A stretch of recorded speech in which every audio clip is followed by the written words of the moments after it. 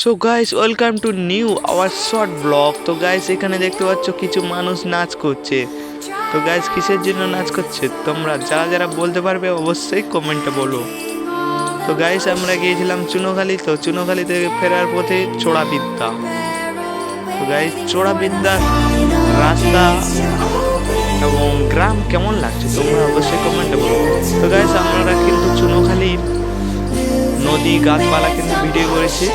তো গাইস, যারা যারা ভিডিওটা দেখতে আগ্রহ তারা অবশ্যই কমেন্টে বলবে, আমি পরবর্তীকালে ভিডিওটা গাইস, যারা যারা আমাদের চ্যানেলটিকে সাবস্ক্রাইব করেননি তারা একটু বলবো একটু তাড়াতাড়ি একটু সাবস্ক্রাইব করে দিন। আর নতুন নতুন ভিডিও আসতে চলেছে, মজার ভিডিও আসতে চলেছে। তো তোমরা যারা যারা চুনোখালি দিয়েছো অবশ্যই কমেন্টে বলো।